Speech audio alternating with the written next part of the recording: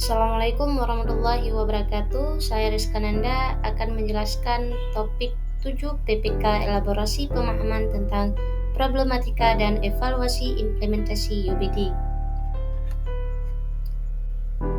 Di mana instruksi ke-1, carilah satu buku, artikel, makalah, jurnal, proceeding, dan lain-lain, salah satu saja yang sesuai dengan topik pembahasan final kelompok lain. Nah, ini dia sumber literaturnya. Sumber literatur yang saya gunakan sebagai pembanding kelompok 5 adalah Problematika Penerapan Kerangka UBD di Lembaga Formal oleh Triwayuni dan dipublikasikan oleh Kompasiona.com pada tanggal 26 Desember 2023. Nah, instruksi keduanya, bandingkan antara pembahasan final kelompok lain terhadap satu buku, artikel, makalah, jurnal, proceeding, dan lain-lain. Salah satu saja yang telah Anda temukan. Nah, ini dia pembahasan final kelompok 5-nya, di mana problematika yang dihadapi oleh siswa untuk mengimplementasikan UBD di sekolah menurut kelompok 5 adalah sebagai berikut.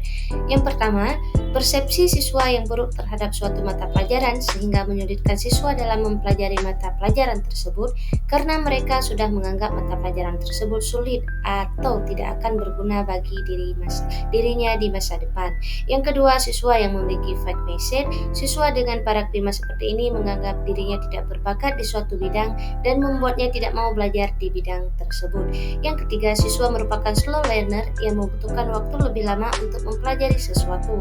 Yang keempat, masih banyak peserta didik yang mengalami kesulitan untuk mengikuti pola UBD karena kemampuan peserta didik tidak dapat disamaratakan. Misalnya, terdapat peserta didik yang dapat terlibat aktif dalam pelajaran, tetapi juga terdapat peserta didik yang pasif. Hal yang dapat dilakukan peserta didik yaitu belajar sesuai dengan kemampuan peserta didik dan tidak malu untuk bertanya jika terdapat hal yang belum dipahami. Yang kelima, buku teks dan standar isi yang digunakan juga tidak selalu secara eksplisit menyoroti konsep kunci yang harus dipelajari oleh peserta didik, sehingga buku teks belum mendukung peserta didik jika kurikulum menggunakan kerangka UBD. Yang keenam, siswa tidak akan belajar dengan bermakna apabila guru tidak dapat mengelola waktu dengan baik karena pembelajaran dengan kerangka UBD akan cukup menyita waktu. Nah, adapun solusi dari problematika yang dihadapi oleh siswa untuk mengimplementasikan UBD di sekolah menurut kelompok 5 adalah sebagai berikut. Yang pertama, lakukan diagnosa kemampuan siswa. Saat siswa memiliki perspektif buruk terhadap suatu mata pelajaran, penyebab yang mungkin adalah siswa tersebut merasa sangat kesulitan mengikuti pelajaran karena ia sangat sudah tertinggal dari segi pengetahuan dalam mata pelajaran tersebut. Jika guru mengetahui kemampuan awal siswa melalui tes diagnosis, guru akan mengetahui titik awal kesulitan siswa dan dapat memandu siswa belajar dari titik tersebut.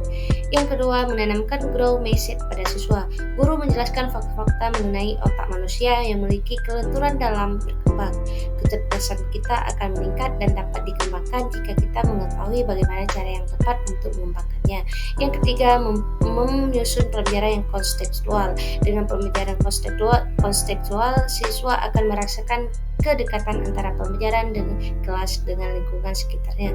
Siswa juga akan mengetahui manfaat dan esensi dari konten pembelajaran di kelas. Yang keempat, pembelajaran menyesuaikan dengan kesiapan, karakter, dan gaya belajar siswa. Kondisi ini akan menyenangkan bagi siswa. Guru harus mengakomodasikan perbedaan tersebut dalam suatu rencana pembelajaran dalam suatu kelas. Guru juga harus melihat ketersediaan sarana dan prasarana serta. Lanjutan pembahasan tentang kelompok 5. Yang kelima itu, guru harus mampu melaksanakan pembelajaran yang sesuai dengan karakteristik peserta didik beragam. Caranya yaitu dengan terlebih dahulu melaksanakan asesmen diagnosis. Peserta didik juga harus berkolaborasi dengan guru apabila belum memahami alur pembelajaran agar tujuan pembelajaran dapat tercapai. Yang keenam, guru harus mampu menggunakan media pembelajaran lain selain buku teks agar peserta didik dapat mengeksplor lebih jauh terkait materi agar tidak terbatas pada buku teks. Media pembelajaran lain dapat disesuaikan dengan karakteristik peserta didik juga. Oleh karena peserta didik hidup di era teknologi, maka guru dapat menggunakan media berbasis digital. Yang ketujuh, peserta didik harus belajar secara efektif dan efisien ketika ketika proses pembelajaran maupun di luar pembelajaran, melalui berbagai media, misalnya buku teks, media online, video, dan lain-lain.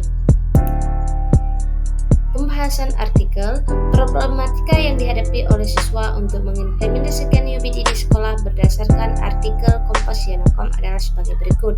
Yang pertama, tidak terbiasa dengan pendekatan yang berbeda. Yang kedua, buku teks belum mendukung siswa apabila kurikulum menggunakan kerangka UBD. Yang ketiga, keterbatasan transfer dalam pembelajaran. Yang keempat, pemahaman konsep yang tidak memadai. Yang kelima, keterbatasan waktu dan rentan munculnya miskonsepsi.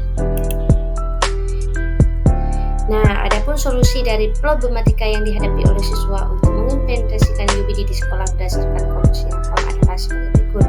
Yang pertama, melakukan analisis kebutuhan peserta didik. Yang kedua, menganalisis dan menyepakati topik yang diajarkan. Yang ketiga, pemahaman konsep yang menyesuaikan. Dan yang keempat, melakukan asesmen diagnostik terlebih dahulu. Yang kelima, pemahaman tentang rancangan UBD harus menyeluruh. Dan yang terakhir, sosialisasi pendekatan kurikulum UBD yang lebih efisien kepada siswa.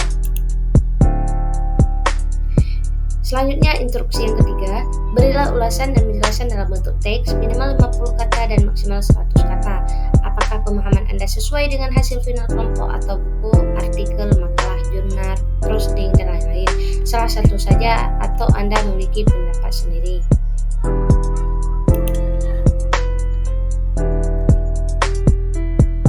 Kesimpulannya, setelah membandingkan ulasan dari kelompok 5 dan artikel Kompas.com, keduanya memaparkan problematika siswa dalam penerapan UBD di sekolah yang kurang lebih sama garis besarnya.